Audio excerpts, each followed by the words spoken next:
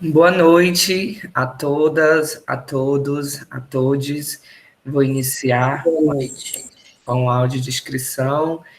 Eu sou José Filho, sou uma pessoa de pele branca, estou com uma blusa bege, com os detalhes em retângulo, vários detalhes espalhados na blusa. Atrás de mim tem uma parede branca e dois quadros pela metade. Giz. Boa noite, pessoal. Eu sou Gislaine Araújo, sou coordenadora do Ponto de Cultura Mucuim de Todas as Artes e do grupo Muquiarte. Vou começar com a minha autodescrição.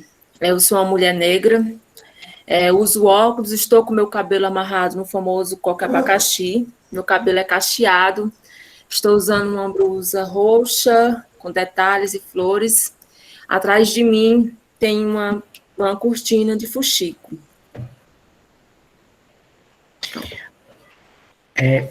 Hoje é com muita alegria que a gente recebe a Iekanká Potiguara, acho que eu pronunciei correto. Se não tiver pronunciado, você, por gentileza, me corrija. A Iekanká é ativista indígena, percussionista, sapatão, atriz, administradora da página Literatura Indígena Ceará e fundadora do coletivo Caboclas Indígenas LGBTQ+, de Crateús. Para a gente é uma alegria ter você conosco nessa atividade do Prêmio de Fomento à Arte e Cultura, da Rede de Arte e Cultura na Reforma Agrária, que está promovendo esse curso Colonialidades e Resistências.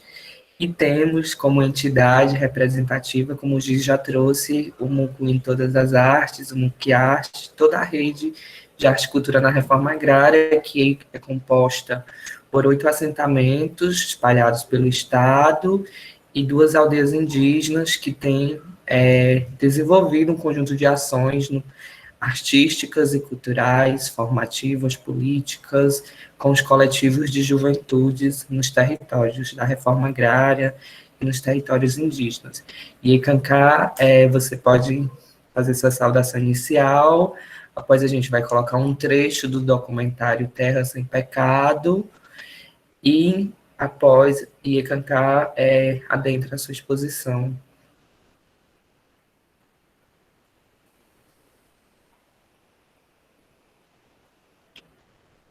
Você está na sala? Ela está, que eu estou procurando. Ela entrou. Entrou. Tinha caído. Com você, Iekanká. Iekanká.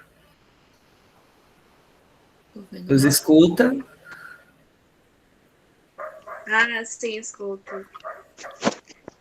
Boa noite a todos, a todas, a todos.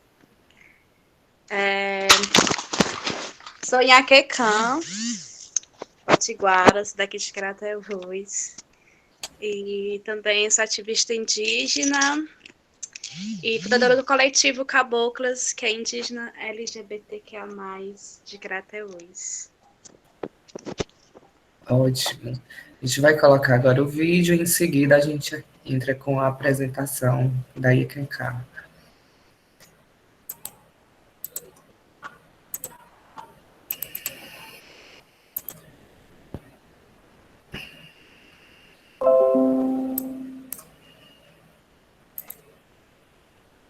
Sexualidade do seu indígena, esse é um fato. Sempre vou perguntar, mas você é indígena? Eu falava, sim, eu sou indígena. Antes de tudo, né, antes da minha sexualidade, eu sou indígena, esse é um fato. Sempre vou perguntar, mas você é indígena? Eu falava, sim, eu sou indígena. Você é gay? Mas como é possível você ser indígena e ser gay ao mesmo tempo? Nosso povo já passou pela colonização, essa homofobia, esse machismo foi herança dessa colonização. Mas o que não tapa na cara é você ficar escutando diariamente palavras assim, totalmente pejorativas que te afetam bastante, principalmente na saúde mental. Não é só questão da sexualidade, mas questão da saúde também. Os próprios colegas que discriminam esse outro violentam a existência dessa pessoa. A gente já perdeu jovens e adolescentes para suicídio por conta de que a família não aceitou a sexualidade desse jovem. A questão sexual dentro de um povo, ela é debatida como povo, né? Você não vive sua sexualidade individual, é muito coletivo. A cidade ela é um fator muito mais impactante no sentido do preconceito do que a própria aldeia.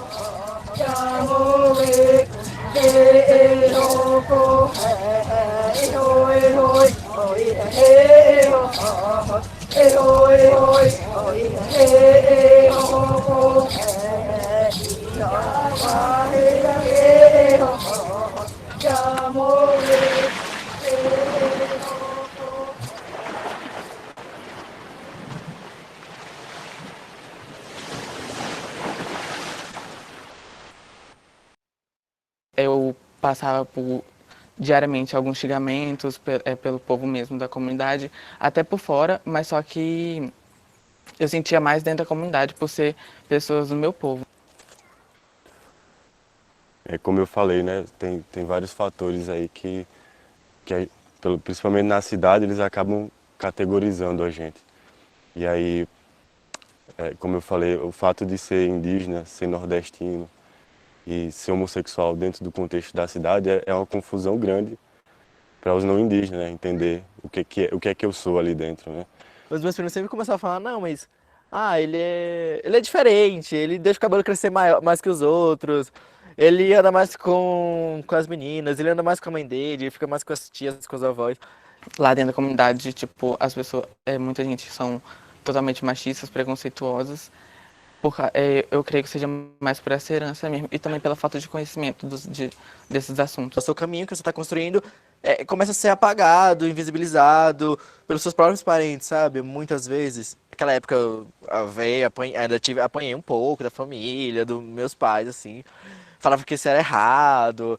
Aí veio uns amigos do meu pai, querendo que eu faça para a igreja com eles. Falava que eu tava manchando o nome do meu pai, a história do meu pai, falando que eu tava manchando a história da minha família, que eu era uma doença. Isso dentro da aldeia. Uma cena assim na minha vida que eu sempre recordo toda vez assim que eu falo sobre a minha vida, que é depois do enterro do meu pai, eu fiquei sozinho na praça. Nenhuma família da aldeia, da parte de sangue, tios, enfim, queria me colocar ali na casa deles. Muitas vezes eu já até me privei de algumas coisas, de fazer, por exemplo, de participar das nossas tradições lá dentro, de ficar mais dentro de casa mesmo, para evitar conversar com as pessoas, de passar na rua mesmo, porque algumas vezes, grande parte das vezes, eu sofria preconceito mesmo, mais pelo sujeito de afeminado que eu tenho. E antes eu queria muito sair de lá, porque eu achava que aquilo ali era o absurdo do preconceito. Então, pensava já em estudar, aí sair, ter independência, construir minha própria vida fora de lá. Eu percebo muito que a cidade ela é um fator muito, para mim, muito mais impactante no sentido do preconceito do que a própria aldeia. Metade da minha família até hoje, ela não fala comigo. Eles, da parte do meu pai, eles não falam comigo. É daquele tipo de pessoas que... esse lado é meio delicado, mas é isso. É aquele tipo de pessoa que não permite que nem que eu passe na frente da porta da casa deles, não fale com minhas primas, não fale com meus primos. Mais do que um tapa na cara é você ficar escutando diariamente palavras assim totalmente pejorativas que te afetam bastante, principalmente na saúde mental. Não falo sobre. Quando eu tô no meio dos meus debates com outras lideranças, quando eu tô em outras palestras e outros contextos, eu não falo sobre a minha homossexualidade. Eu não me sinto à vontade de ter um espaço ali dentro. É necessário falar sobre isso, porque não é só questão da sexualidade, mas questão da saúde também. Aí tem uma outra imposição que é com relação às religiões, assim, que adentraram nas comunidades indígenas.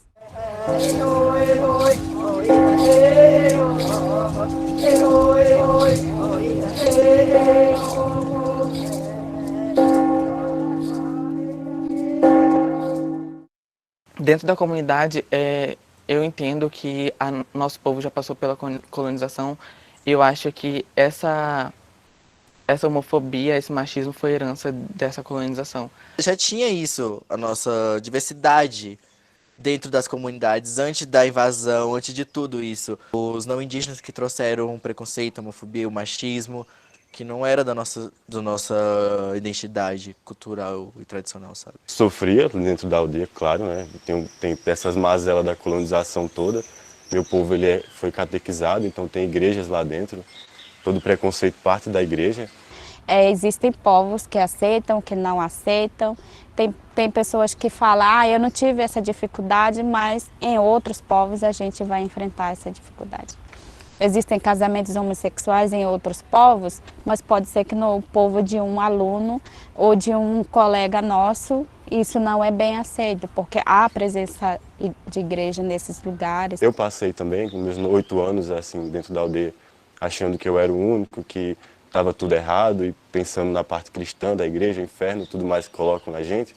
Eu penso que hoje, agora mesmo, deve ter alguma criança lá com essa mesma confusão que eu tinha antes. Depois do contato, tudo era errado, tudo era pecado, tudo era incompatível. Então a discriminação e a violência é do lado sempre do externo para o interno, né? Quando eu chego na cidade, eu me deparo com intolerância 100%, né? Violência gratuita. Mas como é possível você ser indígena e ser gay ao mesmo tempo? A gente acredita muito nessa questão de que palavras machucam mais do que um tapa na cara, uma porrada.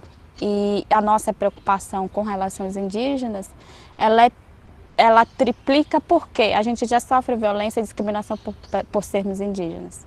E quando se trata de jovem homossexual e uma mulher lésbica, a violência, ela triplica. Eu sempre falo que a violência do contato, ela não só matou a sangue, mas também matou outros conhecimentos. E aí, chegar nesse outro mundo, que é a universidade, que é a cidade na realidade, é uma dissociação muito grande do que você tinha sobre a sua própria sexualidade, né?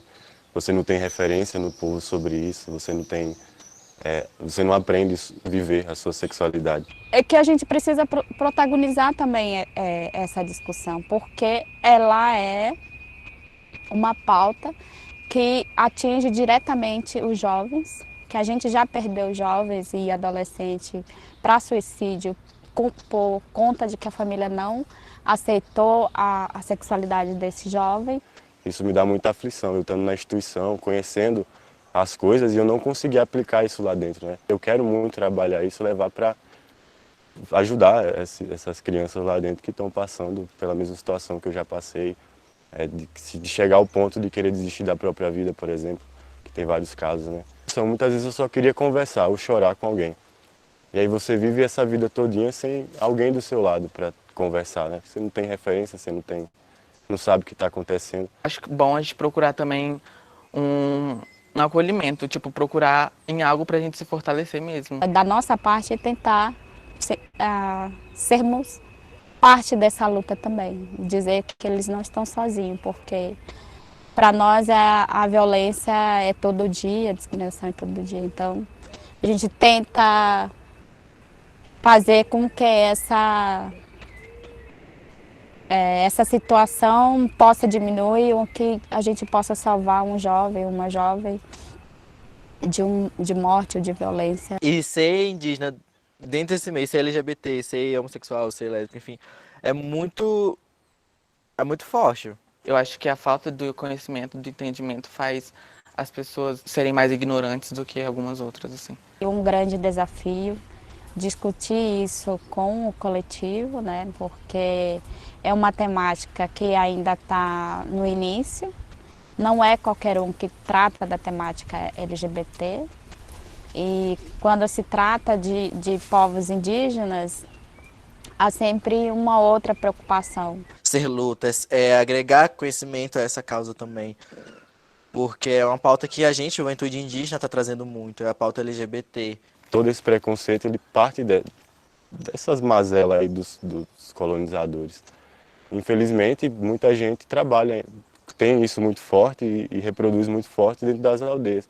Sendo que parece, para mim, ser muito natural, né? Porque lá tem homens que moram com outros homens, mulheres que moram com outras mulheres, velhos, né, que eu falo, não dessa faixa etária que eu tenho, mas homens velhos. Então, me parece natural, assim, não é uma preocupação.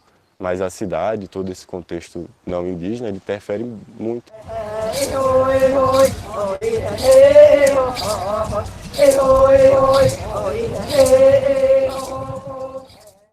Nossos rituais, os casamentos, a convivência de mulheres e homens, dependendo de organização social de uma comunidade para outra, elas são super livres, assim, porque você não sexualiza o corpo do outro. A partir desse momento que eu tomei conhecimento do que era ser, eu passei a pesquisar mais, porque desde então eu achava que eu era a única pessoa que meio que automático, assim, eu passar por isso, era normal, porque eu era o diferentão da comunidade. É preciso entender que já tinha homossexuais dentro dessa comunidade, já tinham casais LGBTs das comunidades, antes mesmo dos colonizadores chegarem. Tem estudo sobre isso. Existem casos que as pessoas estão casadas há 60 anos e são indígenas.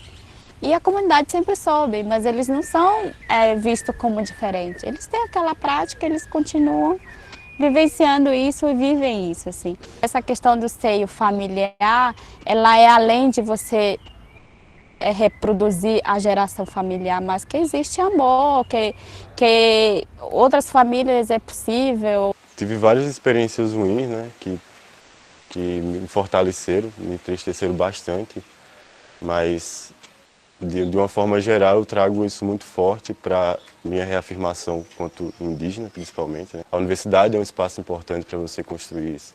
A sua independência, a sua autonomia, ela é fundamental para você começar a desenvolver a sua própria vida, assim, a sua própria sexualidade. Assim que eu cheguei aqui em Brasília, eu tive mais conhecimento, me dei com uma realidade totalmente diferente.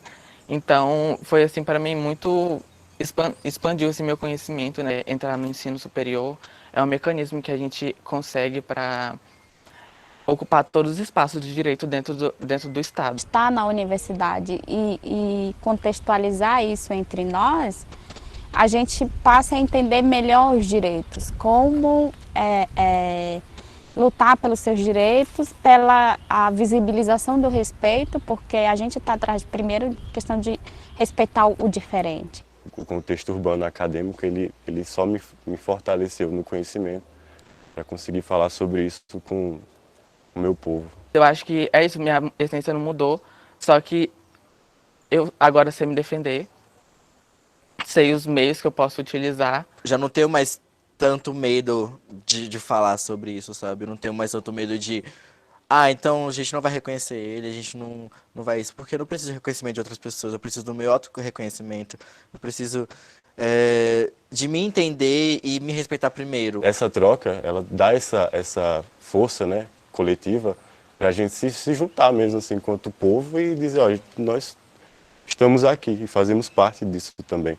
São discussões dentro das universidades, dentro dos nossos encontros, sejam elas internas nas universidades de grupo de estudos indígenas, sejam no Encontros Nacionais dos Povos Indígenas, que a gente tem uma rede de alunos indígenas a nível do Brasil que estão visibilizando essa luta e falando disso. Cada vez mais a gente acredita que a gente precisa falar da sexualidade, porque faz parte da questão da saúde, faz parte da questão da nossa luta. Eu ainda me sinto muito fraco em relação a isso, assim.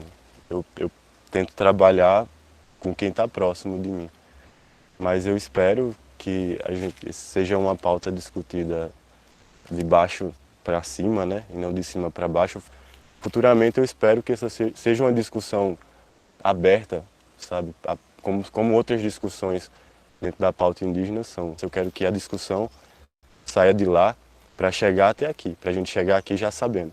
Porque isso muda totalmente a visão do que é, tudo que são essas siglas todas LGBT. E tem muitas lideranças indígenas LGBTs também que hoje em dia estão dando essa voz também, estão saindo dessa escuridão, assim, sabe? E dando luz, dando voz àqueles que não têm essa coragem. O fato de você estar na cidade, você não deixa de ser indígena, você não deixa de praticar os seus conhecimentos. Você continua sendo quem você é. Eu acho que o que a gente carrega dentro da gente, das coisas que a gente se alimenta, é o que define sermos diferentes de outras pessoas. Com os conhecimentos que eu fui tendo, né, e conversas principalmente com outros indígenas também LGBT, essa troca me fortaleceu ao ponto de eu querer construir isso forte em mim e repassar dentro da aldeia. É necessário. Não é porque eu tenho, porque eu quero, porque eu preciso, é porque é necessário. Não é só minha voz, é a voz de outras pessoas também.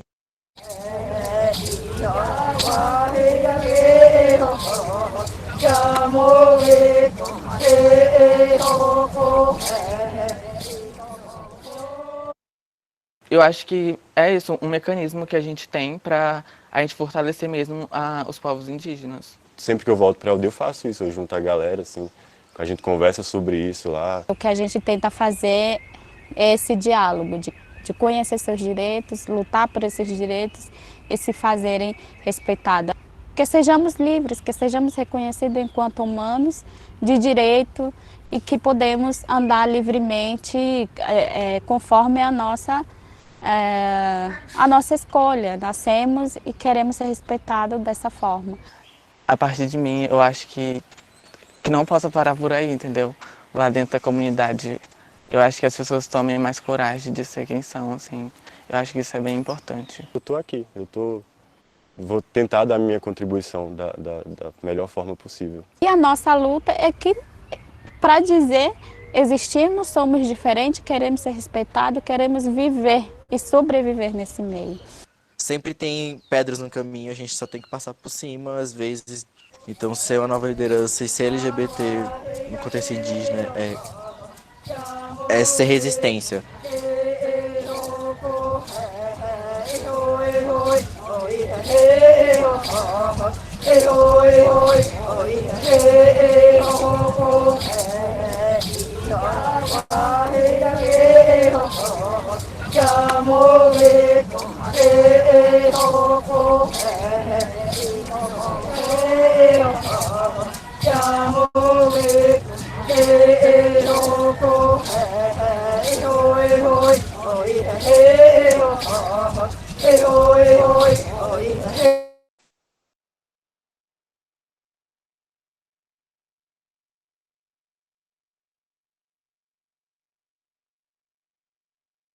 Vou abrir aqui a apresentação e, Cancan, se você quiser já iniciando. Certo. Oi lá, gente. Mais uma vez, boa noite. Chamo Inhaquecã, Potiguara. Sou daqui de Crateús, no sertão, do povo potiguara. E eu estou muito feliz de estar aqui com vocês, né? Falar sobre a nossa vivência de LGBTQ, né? E como já teve no início, Terra Sem Pecado é um documentário, né? Contando a história de cada parente indígena, né? É o Frechá, que é Guarajajara, daqui do Maranhão. O Alisson, né? Então, Danilo Tupiniquim também, né? Que fez parte. E vai ter a segunda temporada na Terra Sem Pecado e vai ser aqui no Ceará, junto com o coletivo Caboclas, que é onde eu sou fundadora. Daqui a pouco eu vou explicar mais um pouquinho para vocês. E vamos estar participando também. E eu sou ativista indígena, atriz, e também faço o curso Negatô pelo UFCE. E é um prazer estar aqui. Então, gente, eu trouxe algum slide para vocês, falando sobre um pouco da nossa história indígena LGBT. Pode passar. Eu acho que todo mundo sabe, né? O primeiro que levou a homofobia, né, foi o indígena Tibira, né, que é daqui do Maranhão. Pode passar o slide na sequência.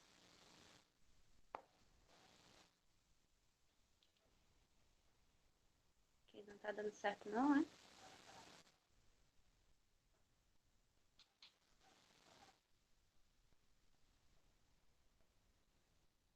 Bota só um...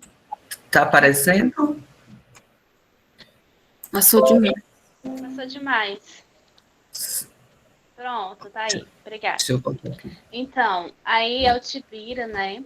Ele é Tupinambá. Ele foi o primeiro caso no Brasil ter homofobia nos anos 1913 e 614, né? Foi uma história assim bem que machucou muito nós, né? Quando a gente soube desse caso. E o Tibira, ele, como se diz, a gente pode afirmar que ele era um não binário, né? Porque nós que somos indígenas LGBT, a gente é livre, né? E ele era livre também, mas infelizmente com a colonização, né, ele foi morto. A metade do corpo dele foi largado por um punhal, né? E a metade foi queimado, jogado no mar. Isso foi o primeiro caso no Brasil de homofobia, porque dizia que era um pecado, né? Isso não podia, quando chegaram a colonização, a evangelização, evangelizar os indígenas, tomando as línguas. E nós, os nossos ancestrais eram livres, né?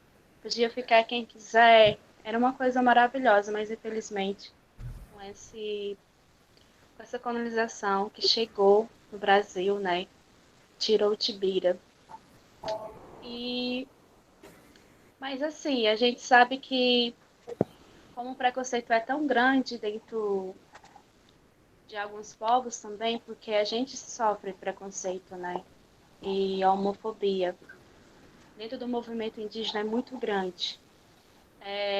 Como diz, a gente que somos indígenas aqui do Nordeste, porque já vemos num apagamento muito forte, né? Da colonização. Então, falar sobre a sexualidade e sobre o gênero, eu acho que para vocês, não sei se é novo, né? Mas não, já existia isso de muito tempo. E naquele tempo chamava a gente de tibira, eles eram os tibiras, né? Não era chamado de gay, lésbica, né? Até a sigla LGBTQIA+, foi feita mesmo também pela colonização, pela branquitude, né? Tem alguns indígenas também que não se autodeclaram, né, como lésbica, travesti, né? Se declara mesmo como seu, que é, né, livre. Então, Tibira, para vocês saberem que foi o primeiro caso LGBTQ. E também tem um livro muito importante, acho que vocês, não sei se vocês conhecem, que é um escrito pelo Estevão. Existe Índio Gay, que onde conta a história de Tibira, né? Se vocês quiserem procurar também para saber mais sobre a vida de Tibira, é muito importante esse livro. Que esse livro, acho que abriu uma porta para a gente, né? Para nós que somos LGBTs, agora dessa geração. Oi. Porque já não é muito difícil para a gente assumir a nossa sexualidade, né? Para dentro das comunidades indígenas, para dentro da branquitude também, porque não é fácil para a gente. E tem essa história, né? Existe Índio Gay, que é escrito pelo Estevão, que fala um pouco sobre o Tibira também. Mas também tem um livro muito importante que foi lançado ano passado, que é um escritor chamado João Nin, que fala sobre a trajetória indígena no Brasil, né? Que é um livro muito importante que tem em língua tupi e traduzido em português, que também fala sobre o Tibira. Mas é um livro indígena que eu acho que, se vocês quiserem, entrar em contato com o João Nin, que é um indígena potiguara do Rio Grande do Norte. É um livro muito maravilhoso que fala sobre a história também de Tibira, né, mas foi escrito mesmo pelo indígena. Nós temos que valorizar também a escritura, as escritas e a literatura indígena. Então, isso é um pouco da história do Tibira, né, que foi uma história de homofobia que foi muito apagada também, né, pela colonização. Pode passar.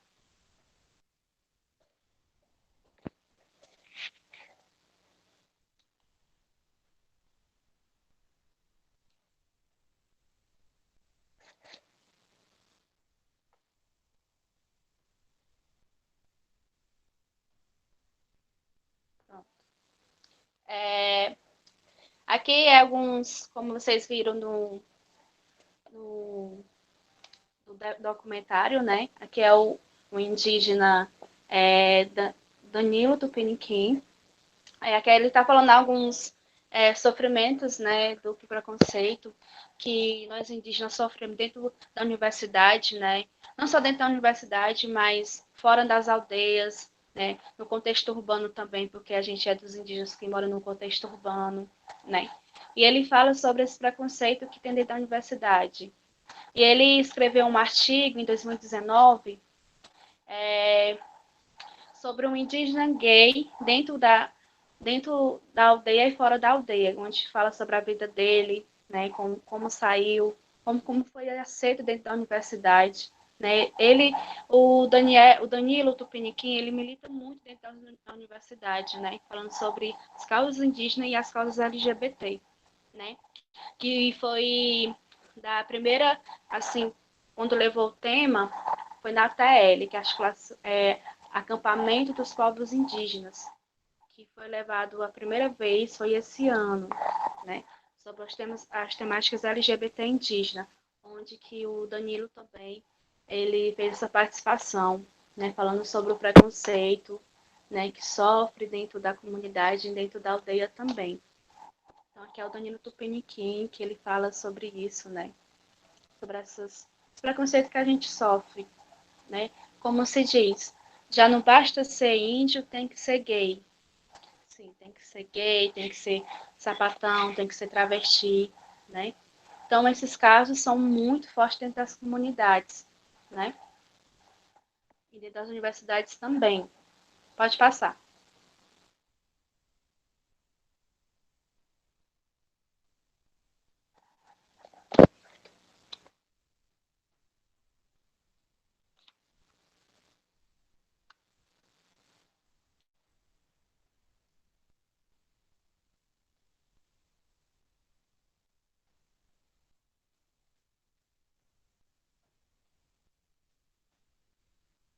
Pronto.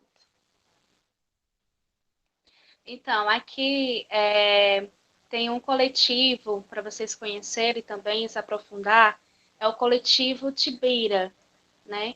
Então, é um coletivo que dá visibilidade aos indígenas, que abre as portas, né, dos indígenas que lutam por isso, né? Fala sobre as pautas LGBT, composto de jovens, né, diversas etnias.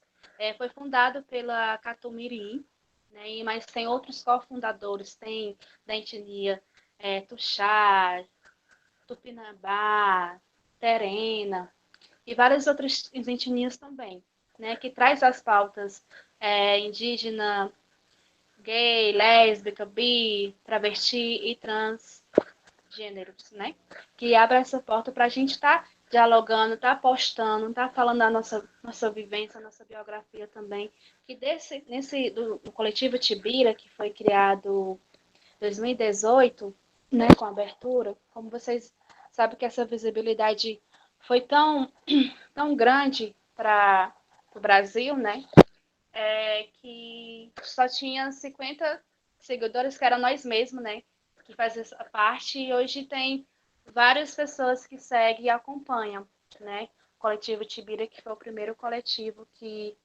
abre as portas para nós que somos indígenas LGBT.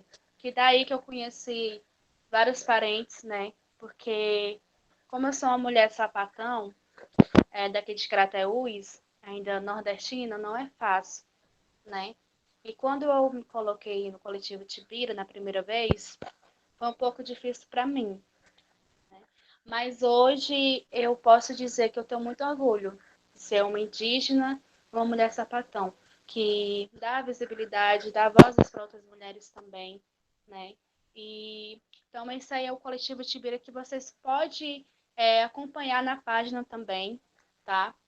Porque tem várias biografias, histórias, documentário, né, links também que vocês podem estar vendo, conhecendo as causas LGBTs indígenas. Pode passar.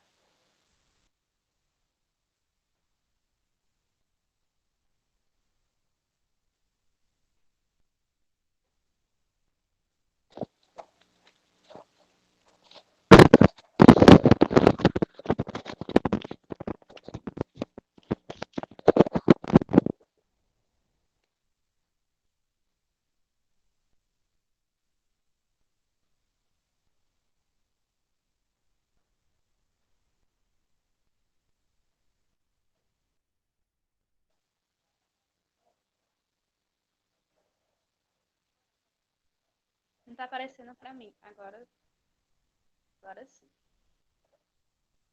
Pronto.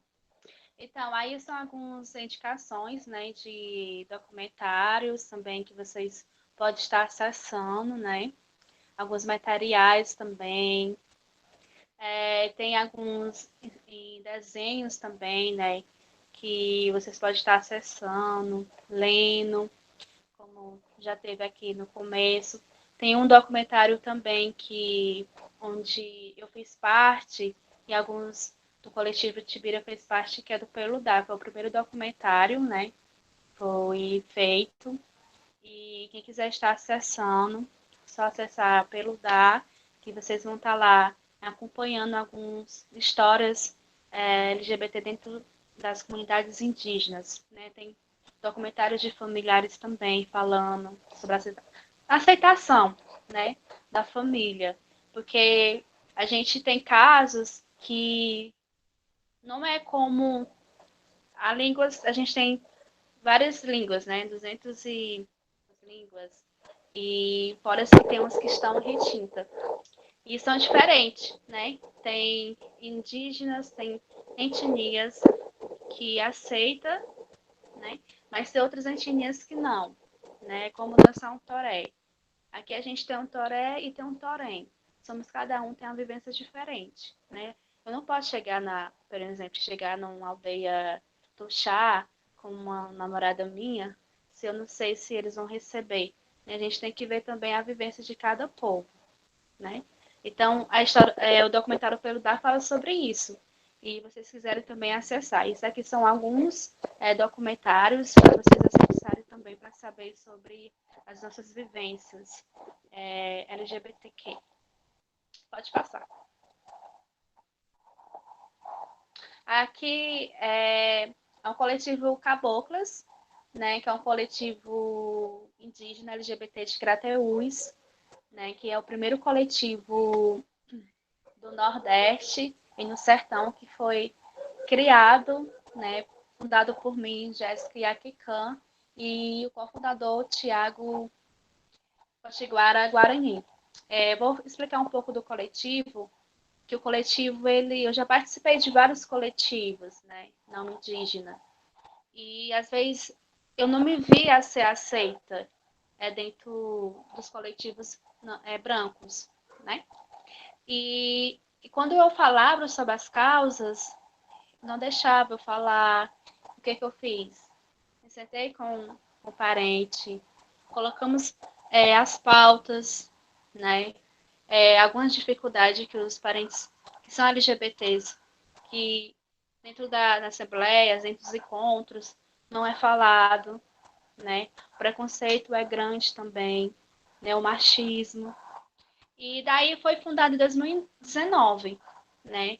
Que foi criado e hoje a gente tem vários integrantes, né? Não só daqui de Crateús, mas também no estado do Ceará. Temos da cidade de Calcaia, Maracanaú, né? Em várias localidades, né?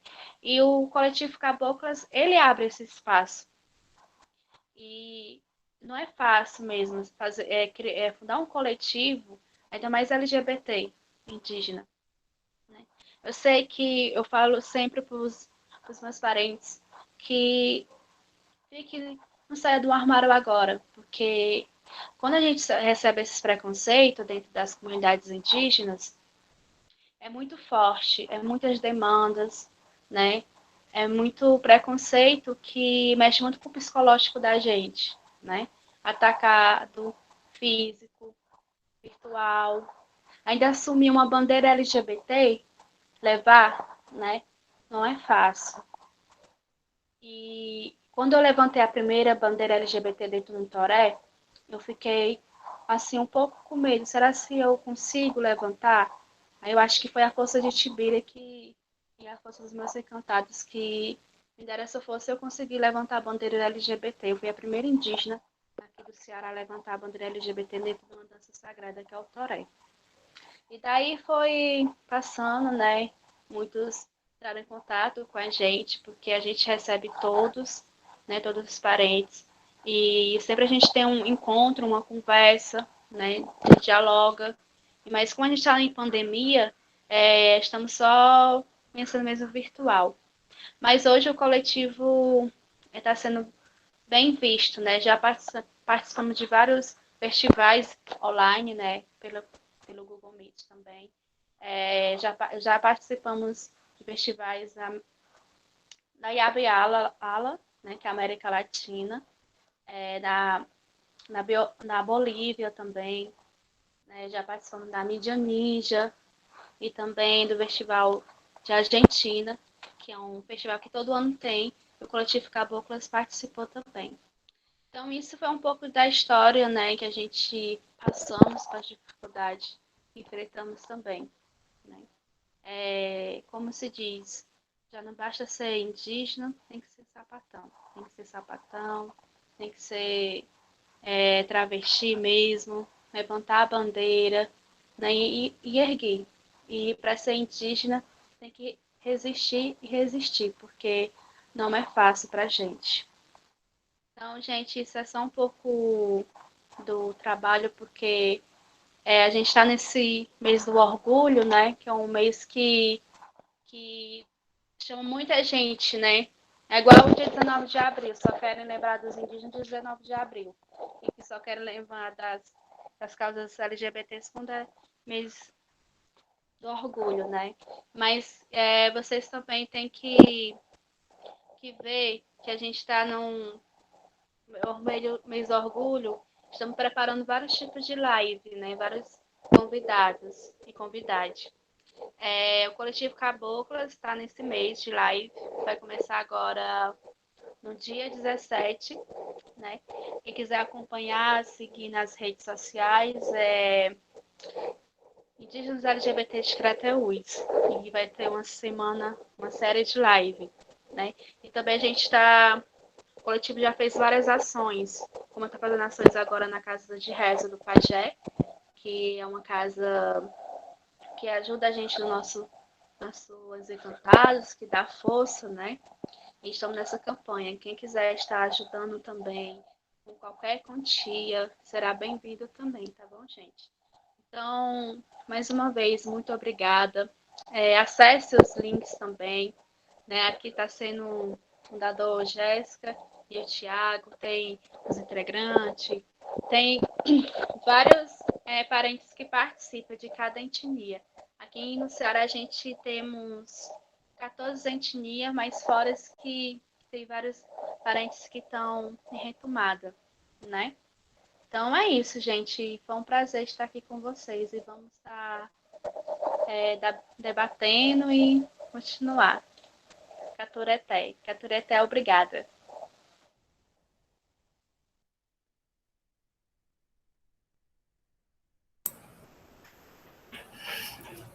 Nós, em nome da rede Pacra, manifestamos nossa alegria e gratidão a Ikecan Potiguara por estar conosco, trazendo a experiência do Coletivo Caboclas em Crateús, trazendo a experiência da vivência LGBTQIA+, no território indígena.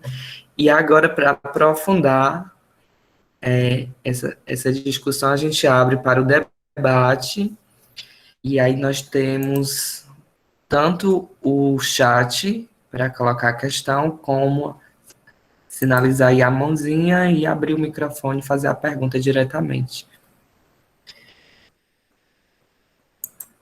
Quem começa?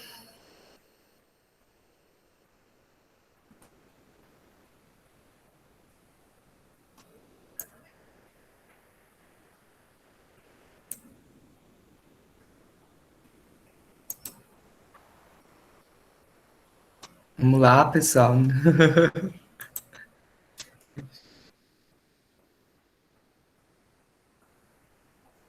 Ela já até caiu.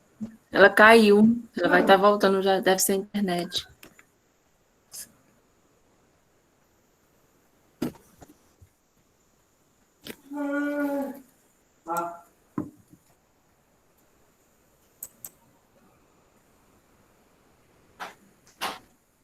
Voltou ainda não. Quanto a IECACAM volta, só reforçar que no próximo sábado a gente vai ter a presença do Ari Areia, que é ator, jornalista e ativista político. Ele vai estar fechando o terceiro módulo, diversidade sexual e de gênero nos territórios camponeses, invisibilidade e silenciamento das sexualidades e identidades de gênero dissidentes. O Ari vai estar com a gente no próximo sábado, trazendo um pouco da pauta da diversidade sexual e de gênero dentro dos partidos de esquerda no Brasil. O Brasil levantou a mão, a gente vai só aguardar a IECANCAR voltar para a gente poder já ir fazendo, direcionando a pergunta para ela.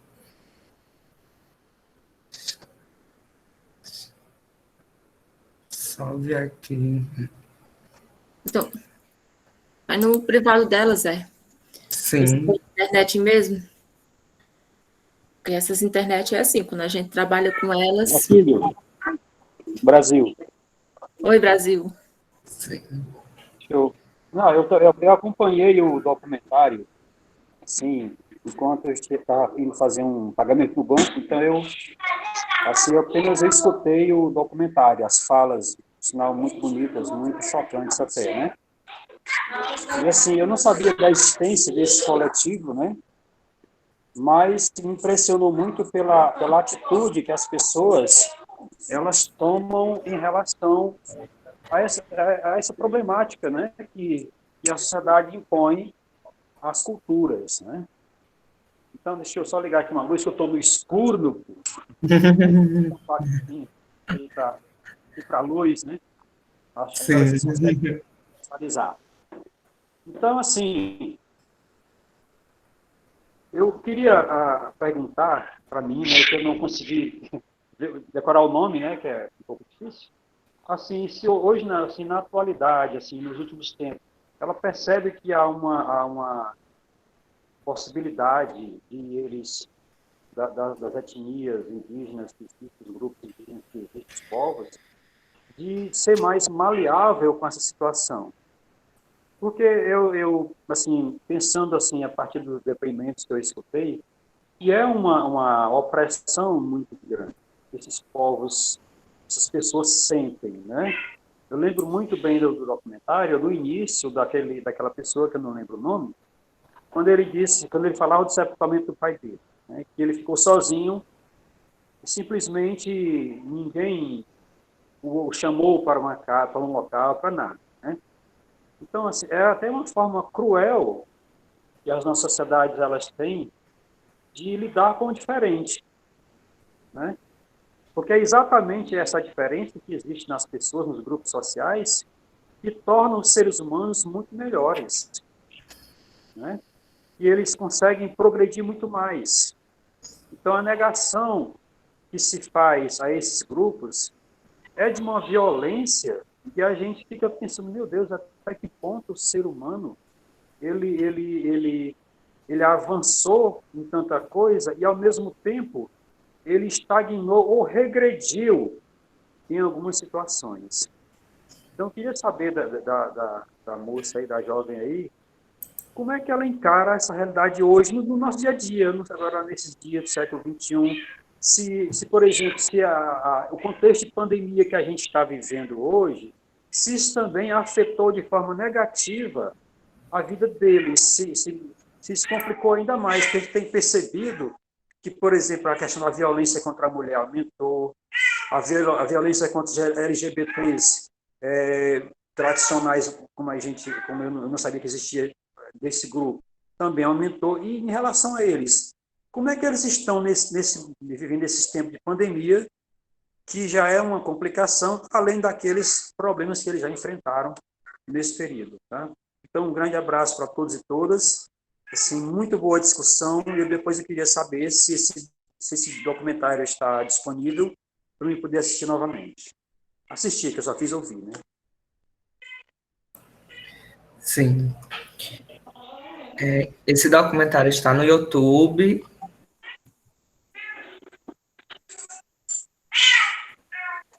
O Raimundo De forma colocou o bem link aqui, acessível. né? Ah, verdade. Está aqui no chat, viu, Brasil? Está também, do Brasil. Já está aqui no chat disponibilizado.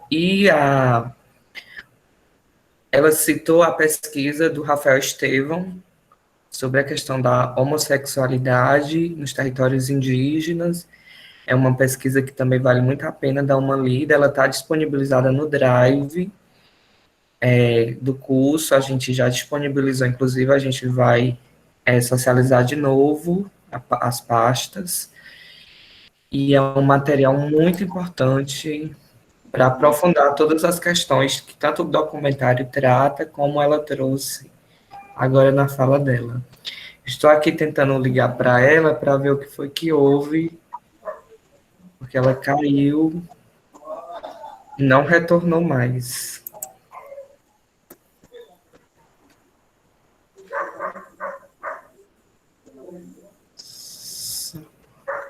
Ela não retornou nem as mensagens, é? Nem as mensagens. Não está chegando nela, não, hein? Não. Sem internet.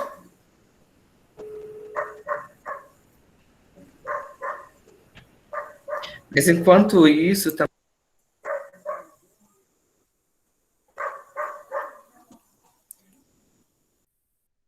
Teu microfone está desligado. enquanto ela volta, também se alguém quiser trazer algum comentário, alguma reflexão, alguma partilha acerca, a gente vai aqui dialogando, conversando, para aguardar esse retorno dela à conversa.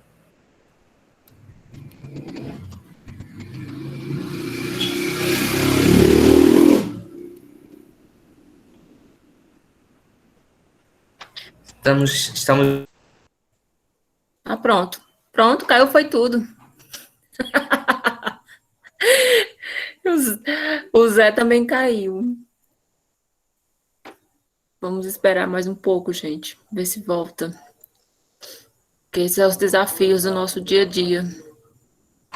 Desse novo normal.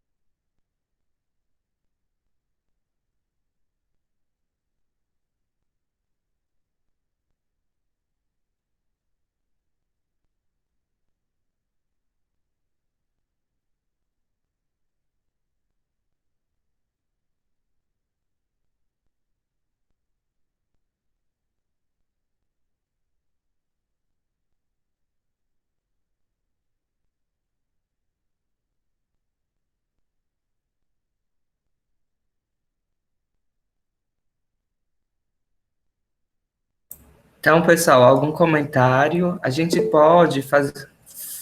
Franderlan levantou a mão. Pode falar, Franderlan.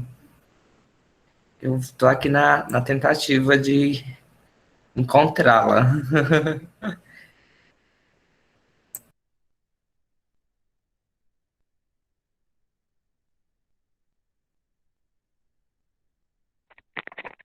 Boa noite, parabenizar aí a iniciativa do curso, a presença. Eu ainda não consigo falar o nome dela. E trago a reflexão, né, dessa dificuldade que estamos passando aí em tempos de pandemia, em ambientes virtuais e a nossa dificuldade de acesso, né, que às vezes a gente mais próximo da cidade a gente consegue ainda ter uma mínima estrutura para manter esse vínculo, esses momentos, né, síncronos, mas também tem momentos que é difícil, né? E aguardar o retorno da Como é o nome dela, Zé Filho?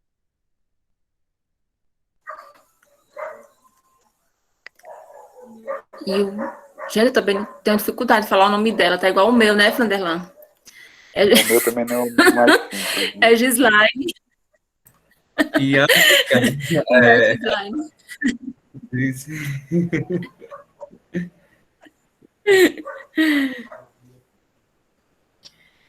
Eu tô muito Eu acho curiosa com os encantados. Quando ela falou. Eu fiquei na curiosidade dos encantados quando ela falou, apesar de fugir um pouco do que ela estava falando, mas eu fiquei bem curiosa sobre entender mais sobre os encantados. Tem um trabalho muito interessante do um professor da UFC, que é o professor Martinho Tota. Tentando procurar aqui nas minhas coisas ver se eu encontro. O nome é uma tese, né, de doutorado, virou um livro chamado Entre as Diferenças, né, que fala do povo potiguara da Paraíba, que é justamente como esses coletivos, né, os grupos foram se formando para discutir a sexualidade e recriar a forma cultural de enfrentamento às discriminações e a partir tanto dos grupos, né, das mulheres como dos homens, né, e foi dando outra dimensão, outra realidade para aquela realidade indígena que estavam convivendo. É muito interessante a forma como ele conduz o trabalho, faz leitura, né, bem etnográfico, assim, bem descritivo, entre as diferenças. Eu vou procurar aqui e ver se coloco aqui no chat a referência. Massa. Povo potiguar, da Paraíba. Potiguara.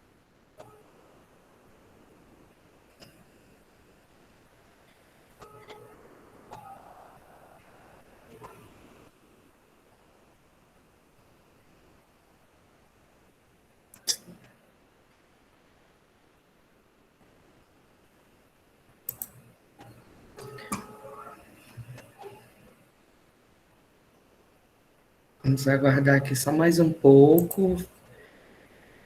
Na verdade, também não estou conseguindo nem falar com ela por telefone. Acredito que tenha tido algum tipo de pane, né, assim, na internet principalmente. E não estou conseguindo falar com ela pelo telefone. Mas vamos aguardar só mais um pouco, se ela volta para a gente retomar o debate. Senão a gente poderia ir fazendo, né, essas trocas, essas socializações de materiais, de questões acerca desse tema. O objetivo, como eu falei, venho sempre trazendo inicialmente do curso, especificamente desse módulo, é pensar a diversidade sexual e de gênero nos territórios camponeses, na riqueza da diversidade desses territórios, na sua constituição, com as diversas configurações socioespaciais, socioterritoriais nos assentamentos, nas aldeias, nos quilombos, nas formas de pertencimento político-cultural, em meio também às suas contradições dentro do que se refere a essa formação socio-histórica brasileira, com um peso muito assentado daquilo que tem muitos autores vêm chamando do cis-hétero-patriarcado, como o cis-hétero-patriarcado, ele funcionaliza e ele potencializa os processos de expropriação subjetiva, de uma espécie de saque dessas potências e dessa diversidade humana, como os próprios indígenas LGBTQIA+, no documentário, vão ressaltar que a colonização, ela não só foi uma colonização territorial, o saque não foram só das riquezas, e também não foi só a superexploração da força de trabalho, mas também é um saque e uma expropriação subjetiva que carrega com toda a concepção eurocentrada das relações humanas muito configuradas sobre esse processo da normatização desses corpos e dessa sexualidade e de toda a construção dos dispositivos de controle que vai operar na nossa formação social, isso tendo um forte peso, se a gente pensa alguns espaços como o território camponês, como nas aldeias, e aí a afirmação político-cultural, ela reivindica, né, a compreensão total da vida, das trajetórias, das individualidades, dos corpos, das pessoas, né, e poder hoje participar de um tempo histórico onde esses levantes das juventudes, né, do campo e da cidade, dos movimentos, das afirmações, das posições, isso é muito importante para reconfigurar e reconstruir outras relações que outras gerações vão poder vivenciar a partir dos desafios do que é essa vivência no território, na sociedade, né? Mover e tensionar essa realidade é algo que se apresenta como um horizonte de esperança, né? De um esperançar por novas relações, por tempos melhores, né? Para todos e todas e todes que estão ali no território, que trabalham, que vivem, que estudam, nos assentamentos, nas aldeias, nos quilombos, e aí a experiência do coletivo Caboclas, nessa articulação que se inicia com as juventudes indígenas das diversas etnias, né, é uma denúncia e uma reivindicação muito importante para pensar a potência dos territórios, para pensar a potência das existências LGBTQIA+, no espaço agrário, né? Historicamente, nós vamos perceber e ter, de fato, como prática mais concretas das afirmações políticas no movimento LGBT, o espaço urbano, né? É no espaço urbano que se inicia os coletivos, os movimentos sociais, as articulações, e no espaço agrário esses processos, eles têm acontecido de um tempo para cá, né? Se a gente pensa, sobretudo, os anos 2000, né? O século XXI, ano 2000, essa emergência, né, das organizações políticas, partindo, né, das pessoas LGBTs que historicamente estiveram ali no espaço agrário, né, das juventudes, e toda essa construção e esse compromisso de pensar a contradição no território, buscando construir mediações ali para dialogar e construir novas relações humanas. Isso é muito importante. Acho que o exemplo, né, da Ye Cancan aponta muito para esse lugar, né, e o documentário também, nessa terra sem pecado. Essa terra que ela está no marco, né, dessa lógica desigual colonial capitalista de expropriação, mas que ao mesmo tempo também ela aporta outras contradições na construção das subjetividades, né, das trajetórias individuais, e como é pensar isso nesse processo que nos coloca frente a essa contradição, ao mesmo tempo que nós estamos num espaço que ocupa um certo nível, né, de enfrentamento à lógica do capital e como enfrentar também a lógica das violências étnico-raciais, das violências de gênero e sexualidade, né, a violência contra a mulher, a violência contra as crianças, a violência contra as pessoas LGBT que ia mais, né, e o peso, né, desse cis-hétero patriarcado, né, dessa concepção, dessa prática, né, que ainda é muito forte, que nessa conjuntura que a gente vive, ela volta com muita força, né, ela se restabelece.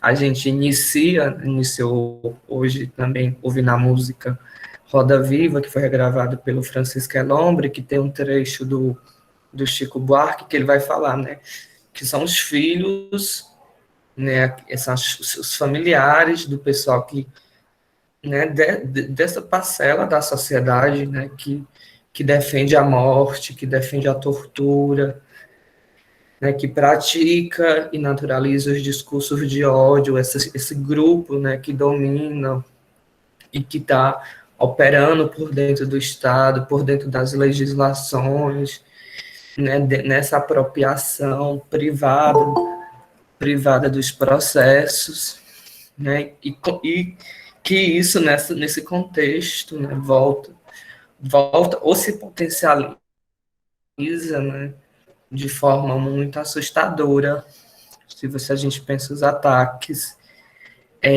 à população LGBTQIA+, né, e o que é isso para pensar a vida, né, para pensar as relações, para pensar as existências.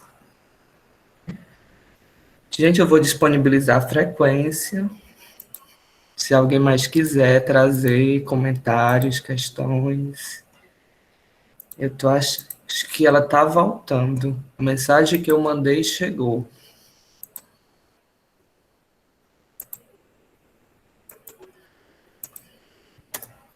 Enquanto isso, vou disponibilizar aqui a frequência, a gente aguarda. A gente aguarda mais um pouco. Vou tentar mais um contato. Eu vou colocar aqui mais um. Vamos ouvir uma musiquinha. Enquanto ela volta. E aí, se infelizmente não der para ela voltar, a gente vai ter que encerrar e pensar depois esse retorno para vocês das questões. Ainda estou com esperança que ela volte.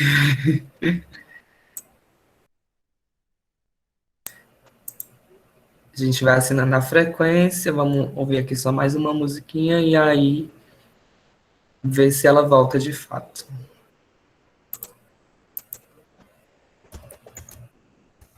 É um intervalinho.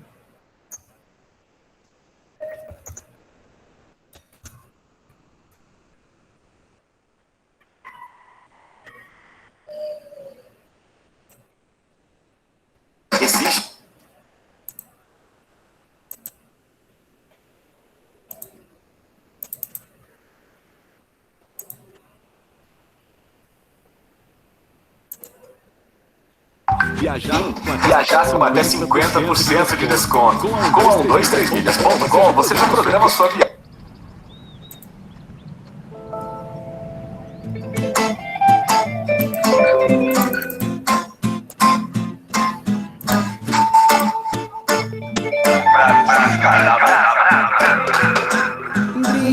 Brilha, estrada, coração, farol de milha, toda mano e menina.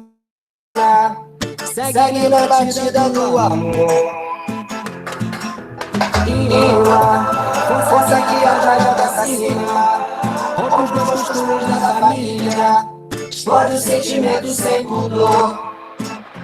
No meu coração bate uma canção que é pra me libertar. Essa é a visão que vem pra convidar, não pra convencer a quem quiser bailar. En mi corazón late una canción que suena a libertad. Es nuestra visión que viene a invitar, no pa' convencer a quien quiere bailar.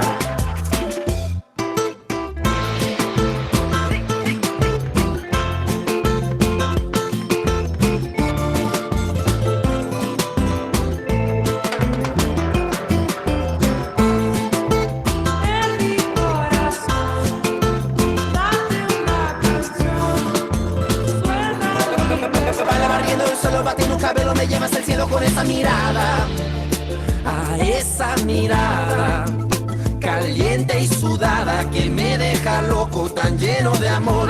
Es cada pasión que lleva el descontrol, requebrando la cintura al ritmo del tambor. Mi corazón latiendo hace ron, ton, ton. Un nuevo idioma que mueve la lengua como el portuñol.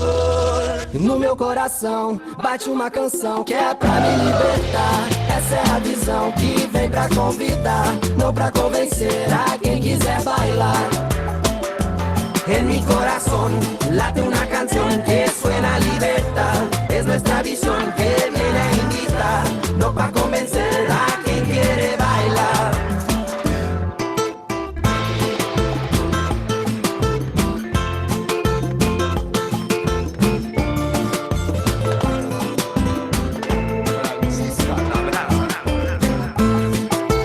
En mi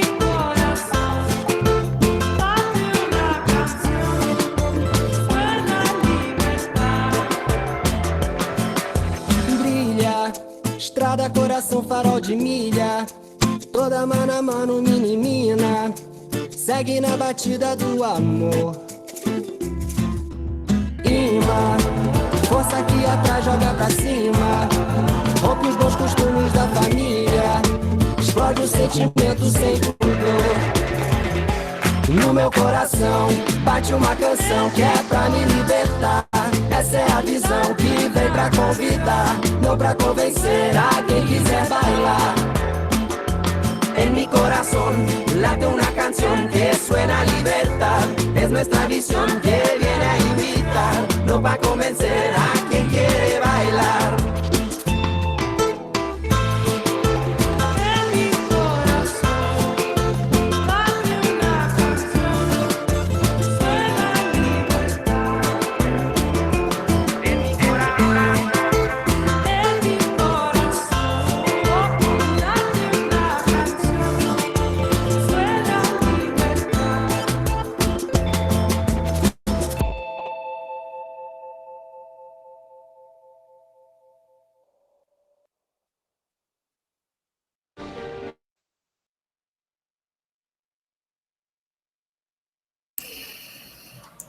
Gente, consegui falar aqui com ela. Ela colocou que aconteceu um imprevisto de saúde com a mãe dela e ela precisou urgentemente agora levar a mãe dela à UPA. E aí ela disse que não, por isso que não retornou e nem tem condições de retornar, porque ela está encaminhando isso lá. Infelizmente, nesse contexto de saúde, a gente assim, se sensibiliza, a gente pede desculpa a todos, a todas, a todos que estão aqui presentes, atentos, que têm as questões. Eu acho que o documentário, a fala dela, a experiência do coletivo é algo muito importante para a luta, né, do movimento LGBT no espaço agrário, da riqueza, da diversidade dos territórios.